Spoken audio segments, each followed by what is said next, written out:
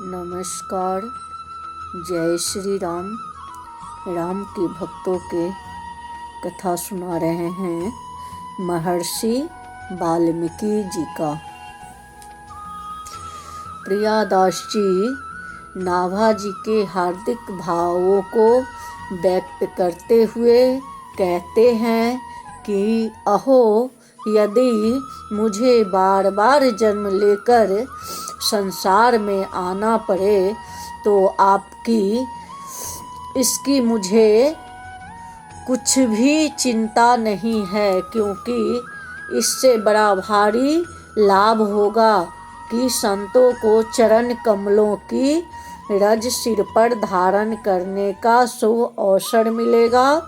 प्राचीन वही आदि भक्तों की कथाएं पुराणों इतिहास में वर्णित है, परंतु महर्षि वाल्मीकि भक्त स्वपक्ष वाल्मीकि इन दोनों कथाओं का चित्त से कभी दूर नहीं करना चाहिए। महर्षि वाल्मीकि पहले भीलों का साथ पाकर भीलों सा आचरण करने वाला हो गए, फिर ऋषियों का संग पाकर ऋषियों हो गए।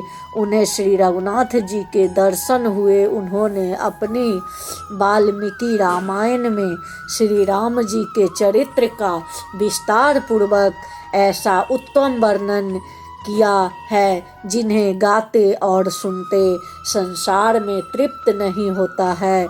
श्रोताओं और वक्ताओं का हृदय उत्कट प्रेमा अनुराग्य भावों से भर जाते हैं, फिर आनंदवश नेत्रों से आंसुओं की धारा बहने लगती है।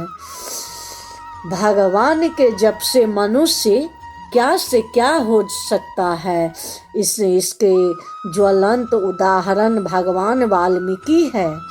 इनका जन्म तो अंगिरा गोत्र ब्राह्मण कुल हुआ था, किंतु भीलों के संग में रहकर ये लूट मार और हत्याएं करने लगे। जो भी आता उसी को लूटते और कुछ कहता तो उसे जान से मार देते थे। इस प्रकार बहुत वर्षों तक ये लोकानिंदित क्रूर कर्म को करते रहे। एक दिन देव ऋषि नारद जी के उपदेश से वाल्मीकि जी का ज्ञान नेत्र खुल गए। नारद जी ने उन्हें धैर्य और बंधाया। कहा, अब तक जो हुआ सो हुआ। अब यदि तुम हृदय से पश्चाताप करते हो तो मेरे पास राम नाम रूप का एक ऐसा मंत्र है, एक ऐसा अमृत है, जिसकर पीकर जिसको जप कर तुम सभी पापों से छूट जाओगे। इस नाम के जप में ऐसी शक्ति है, ऐसी भक्ति है, जिसकी वह किसी प्रकार का भी जपा जाए तो पापों का नाश कर देता है। अत्यंत दीनता के साथ वाल्मीकि जी ने कहा, भगवान, पापों के कारण यह नाम तो मेरे ओठों से निकलता ही नहीं है, अतः मुझे कोई ऐसा सरल उपाय बताइए जिससे मैं नाम ले सकूं, जाप कर सकूं। तब नारद जी ने बहुत समझ सोचकर राम नाम को उल्टा करके मरा मरा का उपदेश दिया। निरंतर मरा मरा कहने से आप राम राम हो जाता है। देवर्षि नारद उपदेश पाकर वे निरंतर एकाग्रचित से मरा मरा जपने लगे। हजारों वर्षों तक एक ही जगह बैठकर नाम की रटन में निमग्न हो गए। उनके संपूर्ण शरीर पर दीमक का पहाड़ सा जम गया।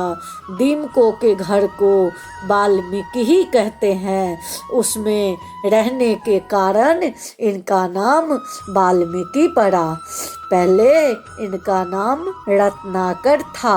ये ही संसार लौकिक छंदों के आदि कवि हुए। इन्होंने ही श्री वाल्मीकि रामायण नामक आदि कवि की रचना की। इस प्रकार निरंतर राम नाम के जप के प्रयास से वाल्मीकि जी का व्याधि की वृत्ति से हटकर ब्रह्म ऋषि हो गए।